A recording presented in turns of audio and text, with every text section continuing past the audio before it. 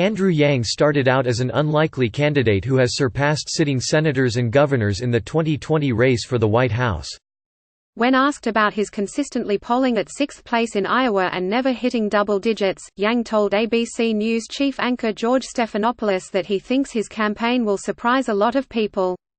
"I can't wait to take this vision to the rest of the country starting here in Iowa on Monday night," he said on ABC's This Week Sunday. "But we'll be in New Hampshire, Nevada, South Carolina, Super Tuesday. You know that the Yang gang will be here the entire way."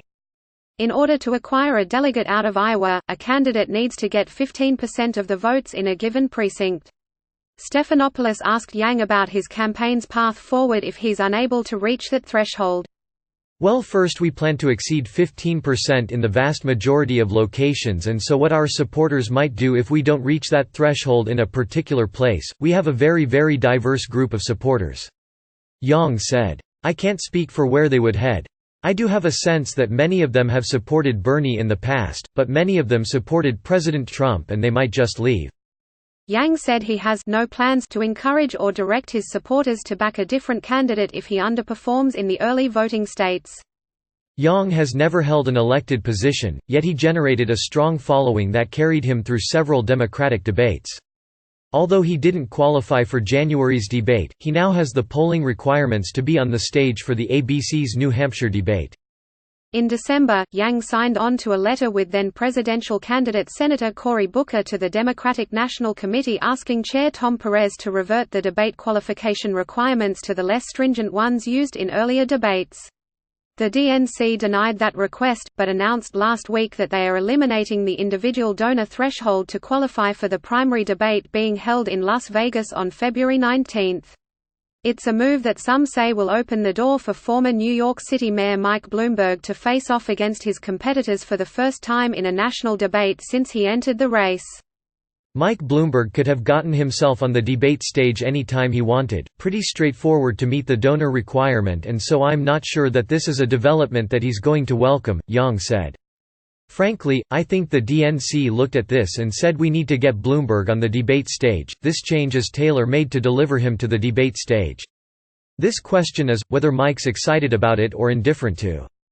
While running a campaign that he says addresses the problems that got Donald Trump elected, Yang has parted from some of his fellow candidates, such as Senator Elizabeth Warren, D-Mass, who said that if elected, she'd appoint a task force to investigate Trump. Yang has instead said, he'd consider pardoning him.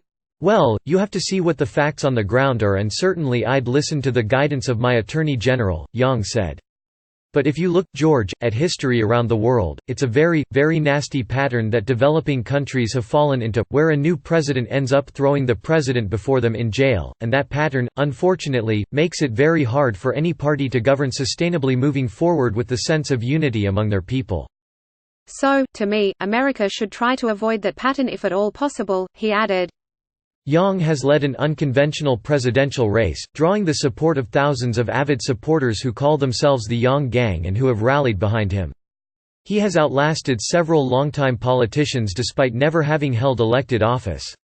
His surge, Yang said on Sunday, did not come as a surprise to him. He credits it to his message of how automation has affected the working class and disaffected countless Americans. Yang told Stephanopoulos he expected his message to catch on.